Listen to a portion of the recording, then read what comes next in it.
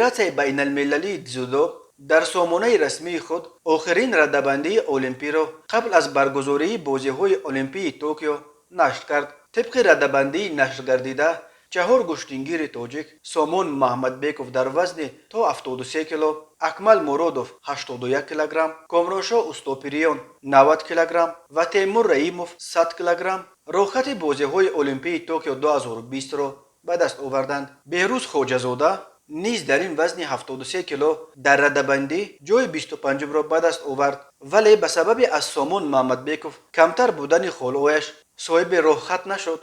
در وزن 73 کیلوگرم سامان محمدبیکوف با کسب 3580 امتیاز در صدر روی خط جودوکاران تیم تاجیکستان و در مقام 16 رده‌بندی جودوکاران المپی همین وزن قرار دارد. همزمان در وزن مذکور بهروز خواجه‌زاده با 2796 امتیاز در جای دوم روی خط جودوکاران تاجیک و در مقام 25 رده‌بندی المپی جودوکاران جهان موقع گرفته است. اکمل مرودوف 81 کیلوگرم با 1060 امتیاز، کامرانشاه استوپیریون 90 کیلوگرم با 2944 و تیمور رئیموف 100 کیلوگرم با 3241 امتیاز صدرنشینی رده‌بندی وزن‌های خود میان جودوکاران تاجیک می باشند. طبق قاعده های عمل کننده فدراسیای بین المللی جودو، تنها بهترین های رده‌بندی جهان که در منطقه سبز جدول رده‌بندی المپی قرار دارند به بازی های المپی می روند. اینچنین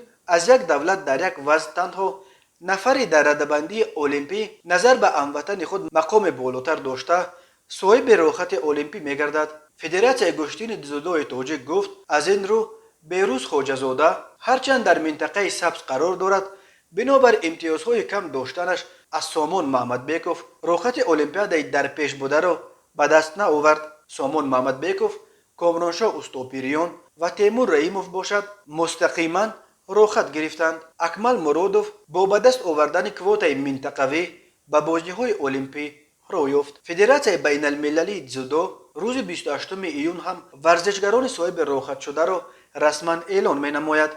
بجز این چهار گشتنگیر شناخته تاجیک، با سه ورزشگر دیگر تاجیک بهادر عثمانوف و شعباز نعمتاللهیف هر دو در رشته بوکس و گلسنبی شریفووا در ورزش سبک دویدن به مسافه 100 متر صاحب اجازتنامه اشتراک در بازی‌های المپی توکیو 2020 گردیده بودند.